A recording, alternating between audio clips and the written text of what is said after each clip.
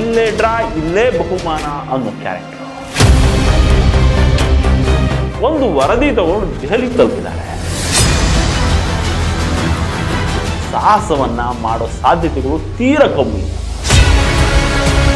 ರಾಜಣ್ಣ ಅವರ ಮಾತಿಗೆ ಒಪ್ಪಿ ಯಾವುದೇ ಬೇರೆ ಲೆಕ್ಕಾಚಾರದಲ್ಲಿ DK ಶಿವಕುಮಾರ್ ಅವರನ್ನ ಕೆಳಗಿಳಿಸಿದ್ರೆ ಸದ್ಯಕ್ಕೆ ಅದು ಕಾಂಗ್ರೆಸ್ಗೆ ಸೆಲ್ಫ್ ಸೂಸೈಡ್ ಆಗ್ತದೆ.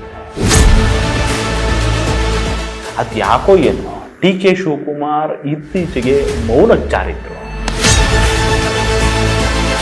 ಇದೇ ಕಾರಣಕ್ಕೆ DK ಆಟ ಮುಗೀತು. ಅದೇನ್ ಕೋಪ, ಅದೇನ್ ಮಾತು, ಅದೇನ್ ಲೆಕ್ಕಾಚಾರ, ಅಬ್ಬಬ್ಬ ಒಂದೊಂದು ಮಾತು ಸಿಡಿಗುಂಡು.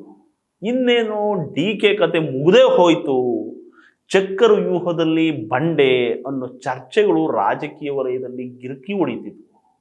ಇದಕ್ಕೆ ಕಾರಣ ಕೂಡ ಇತ್ತು. ಸದಾ ಸಿಡಿಗುಂಡಂಗೆ ಮಾತಿಗೆ ಮಾತು, ಏಟಿಗೆ ಎದುರೇಟ್ ಕೊಡ್ತಿದ್ದಂತಹ DK ಶಿವಕುಮಾರ್ ಅವರು ಮೌನ. ಹೌದು, DK ಶಿವಕುಮಾರ್ ಅಂದ್ರೆ ಥಟ್ ಅಂತ ನೆನಪಾಗೋದು ಯಾರಿಗೂ ಜಗ್ಗದ, ಯಾರಿಗೂ ಬಗ್ಗದ, ಇಲ್ಲೇ ಡ್ರಾ ಇಲ್ಲೇ ಬಹುಮಾನ ಅನ್ನೋ ಕ್ಯಾರೆಕ್ಟರ್.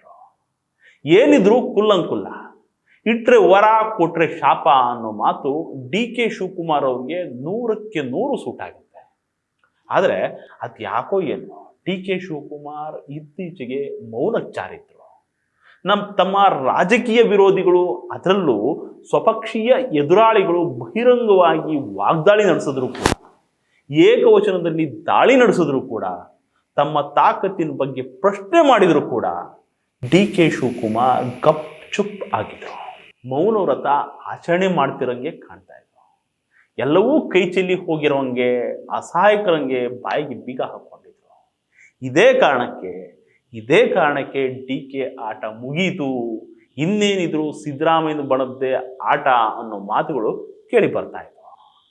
ಅದರಲ್ಲೂ ಸಚಿವ KN ರಾಜಣ್ಣ ದೆಹಲಿ ಭೇಟಿ ನಂತರ ಆಡಿದ ತಾಂಡವ, ಮಾಡಿದ ಟೀಕೆ, ಕೊಟ್ಟ ಹೇಳಿಕೆಗಳು ಎಲ್ಲೋ ಒಂದು ಕಡೆ ಹೈಕಮಾಂಡ್ ಕೂಡ ಸಿದ್ದು ಬಣಕ್ಕೆ ಮಣೆ ಹಾಕ್ತಾ ಅನ್ನೋ ಅನುಮಾನ ಮೂಡೋ ಥರ ಮಾಡಿತು. ಆದರೆ ಸದ್ಯ ಆಗ್ತಿರೋ ಬೆಳವಣಿಗೆ ಬೇರೆ ಇತ್ತು. ಸಿದ್ದು ಬಣದ ಲೆಕ್ಕ ತಂತ್ರ ಎಲ್ಲವೂ ಉಲ್ಟಾ ಆಗೋ ಥರ ಮಾಡಿದ್ದಾರೆ DK ಶಿವಕುಮಾರ್. ಹಾಗಾದರೆ ಬಂಡೆ ಮಾಡಿದ್ದೇನು ಹೇಳ್ತೀನಿ ಕೇಳಿ. ಇದು national TV special wide angle. ನಾನು ಮಂಜು ಬಾಣಗೆರೆ. ನೋಡಿ, DK ಶಿವಕುಮಾರ್ ಕಳೆದ ಕೆಲವು ದಿನಗಳಿಂದ ಕಂಪ್ಲೀಟ್ ಸೈಲೆಂಟ್ ಆಗಿದ್ರು. ಯಾರು ಏನೇ ಹೇಳಿದ್ರು, ಏನೇ ಹೇಳಿಕೆ ನೀಡಿದ್ರು, ಕೆಣಕಿ ಕುಟ್ಕಿದ್ರು, ತುಟಿ ಬಿಚ್ಚೋ ಗೋಜ್ಗೆ ಹೋಗಿರಲಿಲ್ಲ. ಆದರೆ ಅವರು ಸೈಲೆಂಟ್ ಆಗಿನೇ ಎದುರಾಳಿಗಳಿಗೆ ಟಕ್ಕರ್ ಕೊಟ್ಬಿಟ್ಟಿದ್ದಾರೆ. ಈಗ ಅದು ಹೆಂಗೆ ಅಂದರೆ, ಮಹಾಭಾರತದ ಕುರುಕ್ಷೇತ್ರ ಯುದ್ಧದಲ್ಲಿ ಕರ್ಣ ಅರ್ಜುನನ ಮೇಲೆ ಬೆಂಕಿಯಂತಹ ಬಾಣಗಳನ್ನು ಬಿಡ್ತಿದ್ದ. ಆ ಸಂದರ್ಭದಲ್ಲಿ ಚಾಣಾಕ್ಷ ಕೃಷ್ಣ ರಥವನ್ನು ವಾಪಸ್ ತಗೊಂಡು ಯುದ್ಧ ಭೂಮಿಯಿಂದ ದೂರ ಹೋಗೋ ಪ್ರಯತ್ನ ಮಾಡ್ತಾನೆ. ಆಗ ಅರ್ಜುನ ಕೇಳ್ತಾನೆ ಕೃಷ್ಣನನ್ನ, ಕೃಷ್ಣ ಏನಿದು, ಯಾಕೆ ವಾಪಸ್ ಹೋಗ್ತಾ ಇದ್ದೀವಿ ಅಂತ. ಆಗ ಕೃಷ್ಣ ಏನು ಹೇಳ್ತಾನೆ ಗೊತ್ತಾ ಅರ್ಜುನನಿಗೆ, ಯುದ್ಧದಲ್ಲಿ ಹಿಂದೆಜ್ಜೆ ಇಡೋದು ಕೂಡ ಯುದ್ಧದ ಒಂದು ತಂತ್ರ ಅಂತ. ಅದೇ ರೀತಿ DK ಶಿವಕುಮಾರ್ ವಿರುದ್ಧ ರಾಜಣ್ಣ ಎಷ್ಟೇ ಕಟುವಾಗಿ ಟೀಕಿಸಿದ್ರು, DK ಶಿವಕುಮಾರ್ ಒಂದೇ ಒಂದು ಮಾತಾಡಿದ್ರೆ ಸೈಲೆಂಟ್ ಆಗಿ ಸ್ವಲ್ಪ ಹಿಂದೆಜ್ಜೆ ಇಟ್ಟು ಈಗ ಯುದ್ಧ ಗೆದ್ದಂಗೆ ಕಾಣ್ತಿದ್ದಾರೆ. ಅದು ಹೆಂಗೆ ಅಂದರೆ, KPCC ಅಧ್ಯಕ್ಷರನ್ನ ಬದಲಿಸಬೇಕು ಅಂತ ಒತ್ತಾಯ ಮಾಡ್ತಿದ್ದ ನಾಯಕರ ಪ್ರಮುಖ ಆರೋಪ ಇದ್ದಿದ್ದೇನು ಹೇಳಿ, ರಾಜ್ಯದಲ್ಲಿ ಪಕ್ಷ ಸಂಘಟನೆ ಮಾಡ್ತಿಲ್ಲ. ಅರ್ಥಾತ್ ವಿರೋಧ ಪಕ್ಷದಲ್ಲಿದ್ದಾಗ ಕಾಂಗ್ರೆಸ್ ಪಕ್ಷ ಸಂಘಟನೆ ಚೆನ್ನಾಗಿತ್ತು, ಆದರೆ ಈಗ ಅಧಿಕಾರಕ್ಕೆ ಬಂದ ನಂತರ ಪಕ್ಷ ಸಂಘಟನೆ ಸರಿಯಾಗಿ ನಡೀತಿಲ್ಲ ಅನ್ನೋದು. ಈ ಆರೋಪಕ್ಕೆ DK ಶಿವಕುಮಾರ್ ಈಗ ಸೂಕ್ತ ಉತ್ತರ ಕೊಟ್ಟಿದ್ದಾರೆ. ಮೊನ್ನೆ ಅಷ್ಟೇ KPCC ಕಚೇರಿಯಲ್ಲಿ ಜಿಲ್ಲಾಧ್ಯಕ್ಷರು ಕಳೆದ ಚುನಾವಣೆಯಲ್ಲಿ ಸೋಲು ಕಂಡಂತಹ ಅಭ್ಯರ್ಥಿಗಳ ಸಭೆ ನಡೆಸಿದ್ದಾರೆ. ಆ ಮೂಲಕ ಮುಂದೆ ಬರಲಿರೋ ಈ ಲೋಕಲ್ ಬಾಡಿ ಎಲೆಕ್ಷನ್ಗೆ ಸಿದ್ಧತೆ ಆರಂಭಿಸ್ಕೊಟ್ಟಿದ್ದಾರೆ. ಅಲ್ಲದೆ ಎಲ್ಲ ಅಭಿಪ್ರಾಯ ಸಂಗ್ರಹ ಮಾಡಿ ಪದಾಧಿಕಾರಿಗಳ ಲಿಸ್ಟ್ ಕೂಡ ರೆಡಿ ಮಾಡ್ಕೊಂಡಿದ್ದಾರಂತೆ. ಹಿಂಗೆ ಎಲ್ಲರ ಅಭಿಪ್ರಾಯ ಸಂಗ್ರಹಿಸಿರುವಂತಹ DK ಶಿವಕುಮಾರ್ ಅವರು ಒಂದು ವರದಿ ತಗೊಂಡು ದೆಹಲಿಗೆ ತಲುಪಿದ್ದಾರೆ. ಅಲ್ಲಿ ಈ ವರದಿಯನ್ನ ಮಂಡಿಸಲಿದ್ದಾರಂತೆ.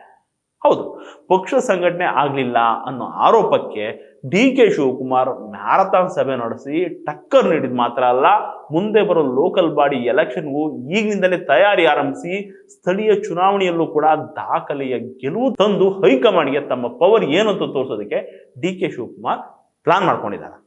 ಕಳೆದ ಸ್ಥಳೀಯ ಚುನಾವಣೆಯಲ್ಲಿ ಬಿಜೆಪಿ ಹಾಗೆ ಕಾಂಗ್ರೆಸ್ ಸಮಬಲದ ಹೋರಾಟ ನಡೆಸಿತು. ಫಲಿತಾಂಶ ಕೂಡ ಕಾಂಗ್ರೆಸ್ಗೆ ತೃಪ್ತಿ ತಂದಿರಲಿಲ್ಲ. ಆದರೆ ಈ ಬಾರಿ ಕಳೆದ ವಿಧಾನಸಭಾ ಚುನಾವಣೆಗೆ ಜಿಲ್ಲಾ ಪಂಚಾಯತ್, ತಾಲೂಕ್ ಪಂಚಾಯತ್ ಚುನಾವಣೆಗಳಲ್ಲಿ ಡಿ.ಕೆ. ಶಿವಕುಮಾರ್ ತಮ್ಮ ಸಾಮರ್ಥ್ಯ ತೋರಿಸೋದಕ್ಕೆ ಬೇಕಾದಂತಹ ಎಲ್ಲಾ ತಯಾರಿ ಮಾಡ್ಕೊಂಡಿದ್ದಾರೆ. ಅದಕ್ಕೆ ಬೇಕಾದಂತಹ ಎಲ್ಲಾ ತಯಾರಿ ನಡೆಸ್ಕೊಂಡಿರುವಂತಹ ಡಿ.ಕೆ. ಶಿವಕುಮಾರ್ ಒಂದು ವರದಿಯನ್ನ ಹೈಕಮಾಂಡ್ ಮುಂದೆ ಮಂಡಿಸೋದಕ್ಕೆ ಸಜ್ಜಾಗಿದ್ದಾರೆ. ಈ ಮೂಲಕ ಪಕ್ಷ ಸಂಘಟನೆಗಾಗಿ ಹಾಗೆ ಮುಂದಿನ ಸ್ಥಳೀಯ ಚುನಾವಣೆಗಾಗಿ ತಾವು ಮಾಡ್ಕೊಂಡಿರುವಂತಹ ಬ್ಲೂ ಪ್ರಿಂಟ್ ಹೆಂಗಿದೆ ಅನ್ನೋದನ್ನ ತೋರಿಸಲಿದ್ದಾರೆ. ಇದ್ರ ಜೊತೆಗೆ ಇಲ್ಲಿವರೆಗೂ ಕೆ.ಎನ್. ರಾಜಣ್ಣ, ಸತೀಶ್ ಜಾರಕಿಹೊಳಿ, ಪರಮೇಶ್ವರ್ ಹೇಳಿಕೆಗಳಿಂದ ಕಾರ್ಯಕರ್ತರಲ್ಲಿ ಯಾವ ರೀತಿ ಗೊಂದಲ ಉಂಟಾಗಿತ್ತು, ಅದು ಹೆಂಗೆ ಪಕ್ಷದ ಮೇಲೆ ಪರಿಣಾಮ ಬೀರೈತೆ ಅನ್ನೋ ರಿಪೋರ್ಟ್ ಅನ್ನ ವರಿಷ್ಠರಿಗೆ ಕೊಡಲಿದ್ದಾರಂತೆ. ಆ ಮೂಲಕ ತಮ್ಮ ಪಕ್ಷ ಸಂಘಟನೆಯ ತಾಕತ್ತನ್ನ ಪ್ರಶ್ನೆ ಮಾಡಿದ್ದಂತಹ ವಿರೋಧಿಗಳಿಗೆ ಮುಟ್ಟಿ ನೋಡ್ಕೊಳ್ಳೋ ತರ ತಿರುಗೇಡ್ಕೊಡೋದಕ್ಕೆ ಡಿ.ಕೆ. ಶಿವಕುಮಾರ್ ಸಜ್ಜಾಗ್ಬಿಟ್ಟಿದ್ದಾರೆ. ಜೊತೆಗೆ ನಾನು ಪಕ್ಷಕ್ಕಾಗಿ ನಿಷ್ಠನಾಗಿದ್ದೀನಿ, ಪಕ್ಷಕ್ಕಾಗಿ ಎಲ್ಲವನ್ನೂ ಸಹಿಸ್ಕೊಂಡಿದ್ದೀನಿ, ನೀವು ಕೊಟ್ಟಂತಹ ಮಾತ ಉಳಿಸ್ಕೊಳ್ಳಿ ಅನ್ನೋ ಸ್ವೀಟ್ ವಾರ್ನಿಂಗ್ ಕೊಡೋದಕ್ಕೆ ಹೈಕಮಾಂಡ್ಗೆ ಸಿದ್ಧರಾಗಿದ್ದಾರೆ. ಇದಲ್ಲದೆ ಹೈಕಮಾಂಡ್ ಕೂಡ ಡಿ.ಕೆ. ಶಿವಕುಮಾರ್ ಎದುರು ಹಾಕಿಕೊಳ್ಳೋ ಸಾಹಸವನ್ನ ಮಾಡೋ ಸಾಧ್ಯತೆಗಳು ತೀರಾ ಕಮ್ಮಿ ಇದ್ದಾವೆ. ಯಾಕಂದ್ರೆ ಹೈಕಮಾಂಡ್ ನಾಯಕರಿಗೆ ಡಿ.ಕೆ. ಶಿವಕುಮಾರ್ ಅವರ ಕಮಿಟ್ಮೆಂಟ್ ಎಂಥದ್ದು, ಅವ್ರು ಮಾಡ್ತಿರುವಂತ ಕೆಲಸ ಎಂಥದ್ದು, ಈ ಎಲ್ಲದ್ರ ಬಗ್ಗೆ ಚೆನ್ನಾಗಿ ಗೊತ್ತಿದೆ. ಹಾಗೆ ಸ್ಥಳೀಯ ಚುನಾವಣೆ ಸಂದರ್ಭದಲ್ಲಿ ಡಿ.ಕೆ. ಶಿವಕುಮಾರ್ ಅಂತಹ ಒಕ್ಕಲಿಗ ಸಮುದಾಯದ ಹಾಗೆ ಪ್ರಬಲ ಸಮುದಾಯದ ನಾಯಕರನ್ನ ಅಧ್ಯಕ್ಷ ಸ್ಥಾನದಿಂದ ಕೆಳಗಿಳಿಸಿದ್ರೆ ಏನಾಗುತ್ತೆ ಅನ್ನೋ ಕಲ್ಪನೆ ಕೂಡ ತುಂಬಾ ಚೆನ್ನಾಗಿದೆ. ಒಂದು ವೇಳೆ ರಾಜಣ್ಣ ಅವರ ಮಾತಿಗೆ ಒಪ್ಪಿ ಯಾವುದೇ ಬೇರೆ ಲೆಕ್ಕಾಚಾರದಲ್ಲಿ ಡಿ.ಕೆ. ಶಿವಕುಮಾರ್ ಅವರನ್ನ ಕೆಳಗಿಳಿಸಿದ್ರೆ ಸದ್ಯಕ್ಕೆ ಅದು ಕಾಂಗ್ರೆಸ್ಗೆ ಸೆಲ್ಫ್ ಸೂಸೈಡ್ ಆಗ್ಬಿಡುತ್ತೆ. ಯಾಕಂದ್ರೆ ಹಳೆ ಮೈಸೂರು ಭಾಗದಲ್ಲಿ ಕಾಂಗ್ರೆಸ್ ಗೆಲ್ಲಬೇಕು ಅಂದ್ರೆ ಡಿ.ಕೆ. ಶಿವಕುಮಾರ್ ಅವರು ಬೇಕೇ ಬೇಕು. ಅವರನ್ನ ಎದುರು ಹಾಕೊಂಡೋ ಅಥವಾ ಅವರನ್ನ ಅಧ್ಯಕ್ಷ ಸ್ಥಾನದಿಂದ ಕೆಳಗಿಳಿಸೋ ಏನಾದ್ರೂ ಎಡವಟ್ ಮಾಡಿಕೊಂಡ್ರೆ ಕಾಂಗ್ರೆಸ್ ಅವನತಿ ಇಲ್ಲಿಂದಲೇ ಆರಂಭ ಆಗುತ್ತೆ. ಹಿಂಗಾಗಿನೇ ಹೈಕಮಾಂಡ್ ಯಥಾಸ್ಥಿತಿಯನ್ನೇ ಮುಂದುವರಿಸುವ ಸಾಧ್ಯತೆಗಳಿದ್ದಾವೆ. ಹಾಗೆ ಡಿ.ಕೆ. ಶಿವಕುಮಾರ್ಗೆ ಕೊಟ್ಟ ಮಾತಿನಂತೆ ನಡೆದುಕೊಳ್ಳುವ ಸಾಧ್ಯತೆಗಳೇ ಹೆಚ್ಚಿದ್ದಾವೆ. ನಮಸ್ಕಾರ.